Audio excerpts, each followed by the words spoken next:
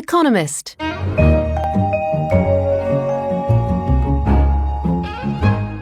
In London, this is The Economist. Welcome to the week ahead. A look at some of the stories that'll be in the headlines from Monday, June the 1st. I'm Anne McElvoy, Senior Editor. In this week's programme, we're going to talk about the upcoming Turkish election, a conference on the migration crisis in Southeast Asia, and some notable trials in Egypt. First up, Turkey's ruling political party is holding a major rally in Istanbul on May the 30th, ahead of the country's election on June the 7th. I'm joined by John Peet, our former Europe editor, to discuss what's at stake. John, President Erdogan was elected last year to the presidency after serving as Prime Minister. He's switched himself into a different role. Why is this election so important to him? Well, he wants to have the power to change the constitution to give Turkey an executive presidency, a bit like the French or American systems. And in order to do that, he needs a supermajority for his Justice and Development Party in the parliament. So it matters a lot how big a majority the AK party gets. If it's big enough, then Erdogan will push for a constitutional change to give him much more power. And the AK party is looking for a fourth consecutive term in government. That would consolidate a lot, presumably. But what impact would that then have on the relationship between President and Prime Minister? Not everybody in the AK party, which was founded by Erdogan, is happy with the notion of an executive president, because they share the view of many people who look at Turkey that he's drifted in a slightly authoritarian manner, that he's very intolerant of criticism, that he's taking too much control over the police, the prosecutors and the judiciary. And all these things are causing some concern, not just among Turks, but inside the party. So if there is a big majority for AK and it can change the constitution, there will still be some arguments between leaders in the AK party and President Erdogan about how far they go. And how much has he been able to consolidate power in this new job? He's often talked about as authoritarian, but as you reflect, it's actually a much more varied political landscape. He can't always do exactly what he wants to do. No, I mean, some people say that Turkey is sort of drifting away from democracy. I think this election, which will be something like the ninth vote that the AK party wins since it was set up in 2001, demonstrates that Turkey is clearly a vibrant democracy. There is a lot of criticism in the press. It does work reasonably well, but at the edges it's been chipped away at. The treatment of journalists has not been very good, and Erdogan himself has shown himself to be instinctively quite an authoritarian figure. The economy has slowed quite a lot, so the problems for the next government are going to be quite significant. It's not going to be as easy for them as it was for the previous governments run by Erdogan himself. But I think the real issue is how much power can he concentrate in his own hands? Will people in his party and the opposition be willing to accept that? You're a frequent visitor to Turkey, and you've seen it in its big boom years and this massive construction boom that the country's been through. How do you think its economy is faring, and how worried should Erdogan be about the underlying circumstances there in the Turkish economy? Well, I think they've had 10 exceptionally good years. I mean, the Turkish economy has always been a bit of an up and down one, but the last 10 years have been very good for them. They do talk about becoming one of the world's 10 biggest economies by 2023. If a decent government came in and implemented economic reforms, I think they'd have a shot at it. The problem right now is that partly because of the distraction over whether the president should be a strong president and the various fusses about opponents inside Turkey, protests after Gezi Park and the corruption scandals that took hold in Turkey a couple of years ago, they've distracted attention from the need to reform the economy, to improve the labour market and to shift Turkey away from sort of basic manufacturing towards higher end value added. And I think that Turkey does face a big challenge as it moves, rather like Brazil and other middle income countries, towards getting richer. It's going to get harder for them, and they therefore need tough decisions. John Peet, thank you very much. Thank you.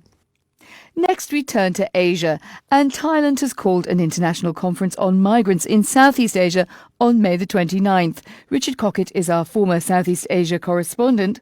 Richard, Thailand wants to meet with senior officials from other countries, including Australia, the US, many Asian countries as well, to discuss this crisis of thousands of migrants believed to be stranded on boats.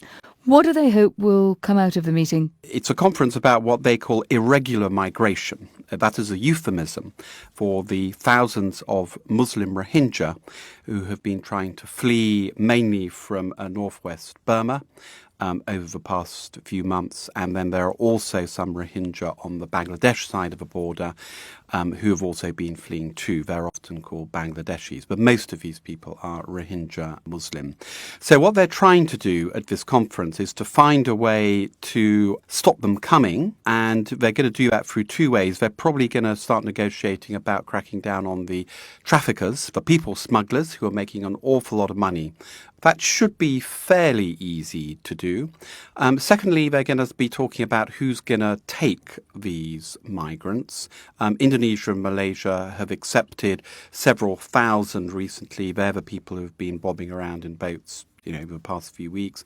But the much more difficult problem is how to stop them taking to the boats in the first place. There are big push factors here, pushing these poor, desperate Rohingya Muslims onto the seas. That's going to be much more difficult because Myanmar doesn't acknowledge it has a problem. The Rohingya Muslim are not citizens. They have never been granted citizenship of Myanmar. They are not recognized as one of the 135 official ethnic races of the country. So to all intents and purposes, they are non-people, and the Myanmar government want to wash their hands of a problem. And I know you've been in the region, Richard, and talking to people. What do they cite as the reasons that they are taking these terrible risks? Well, it's desperation. Most of them come from Rakhine State, northwest Burma, and there they live under a system of apartheid, which is not too strong a word. Basically, they have been cut off and isolated from the local Buddhist Rakhine community, the majority group of Rakhine State, and they live very much as third or fourth class citizens with no rights. A lot of them now live in IDP camps. They were cleared out of the capital, Sittwe, in bouts of ethnic cleansing in 2012. So they have no sources of livelihood. They have a lot was destroyed in 2012. They're agriculturists, let a lot of their cattle have been destroyed. They're fishermen, but they can't fish. So it's economic desperation, basically. They have to go abroad in search of a new life. Some of the Asian countries have faced mounting criticism in recent weeks over the so-called pushback policy, that is, not allowing boats with refugees aboard them to land. Is that likely to change anytime soon?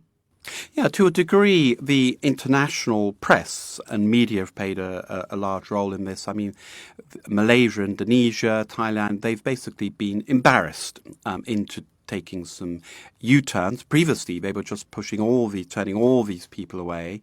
And then last week, they began to change, particularly Malaysia and Indonesia, said that they would now accept thousands of Rohingya, but only for a year. So it's a temporary fix.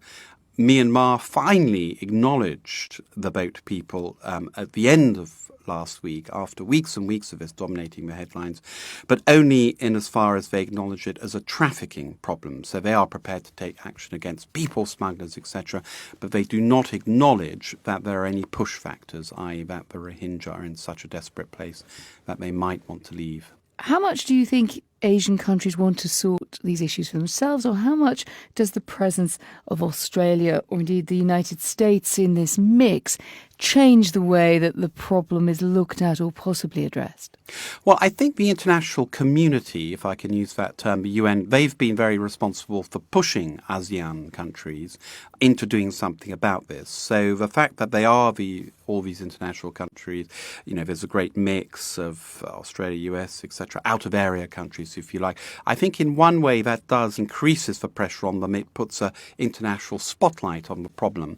But on the other hand, I think it could have a negative effect on it because, of course, it dilutes the problem. I mean, this is really a problem of Myanmar, the Myanmar policy towards the Rohingya people. That is the focus of the problem. And having 17 countries there, of course, just means that they get to pass the buck, that everybody should share in this. And it rather lets, I think, Myanmar off the hook. Thank you, Richard.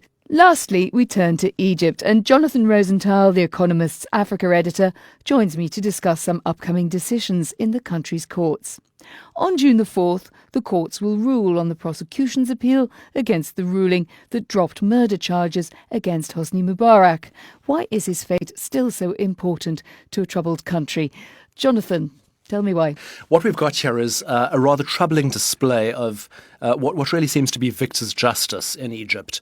On the one hand, we've got the dictator, Mr. Mubarak, who ruled the country for many years, was in fact an appalling ruler. He seems likely to get off on most, if not all, of the charges. That there are a couple of corruption charges that they may get him on, but effectively, he's done his jail time for that. We've then got his successor, who was the Muslim Brotherhood leader of Egypt, Mohamed Morsi. He came in after a democratic revolution, the first elected president of the country. I'm afraid not a particularly democratic ruler himself. He has been recently convicted of numerous charges and faces the death penalty. And then we also have the upcoming trial of several journalists. What this really points to is an unfortunate perception of victor's justice in Egypt's courts. One is really seeing very different treatment meted out to different sets of former rulers, depending on how friendly they are to the current government. And how independent is the judiciary in all this? It sounds like a very fraught situation because what has happened in the security situation as well as everything else has changed while these cases are going on. Yeah, it's really a sorry tale of a judiciary and prosecution service that are not at all independent. One's seen protesters against the current government, largely supporters of the Muslim Brotherhood, which is now an outlawed Islamist group. Many of them have been handed down death sentences in these mass trials. Human rights observers have noted that people have been convicted for crimes that took place while they were in fact already in police custody. So there really isn't a particularly credible judicial process going on. A lot of players in the region are interested in restoring stability to Egypt. It's such a big player. Why do we think this is able to go on? Is there no sense that anyone else can kind of reach into this and try to calm down the situation in terms of this retributive justice? Unfortunately, I think one's seen something of a pact with the devil with the current government. As I mentioned earlier, there was a democratic revolution in Egypt. One saw a government come in that was not particularly palatable and not particularly democratic. The big question then was, did one agree to go on with undemocratic rulings of a democratically elected government or support a military coup? And unfortunately, much of the West has sided with the coup leaders. What about the idea of sending people who've been in power when dreadful things have happened off to The Hague, or using those instruments that we've seen a lot of other countries have to familiarise themselves with after the end of a dictatorship? Well, I think that would go a long way to restoring credibility. As one really has the sense that whoever's in power in Egypt is manipulating the judiciary. That doesn't help the country. That doesn't help democracy, nor does it do very much to restore the rule of law. There is also a retrial afoot for 2 Al Jazeera journalists who are accused of spying. Is Egypt's record on press freedom getting any more encouraging? Not at all. One is seeing the most appalling clampdown on freedom of assembly, free speech. The fact that this trial is in our minds is really because Al Jazeera is an international name and because Peter Grest, a Western journalist, was one of 3 who were originally charged. He's now been deported. What this has done is it's really shone a spotlight on the most appalling abuses of the media and freedom of speech. Thank you very much, Jonathan Rosenthal. You've been listening to The Week Ahead. Join us again next time. In London, this is The Economist.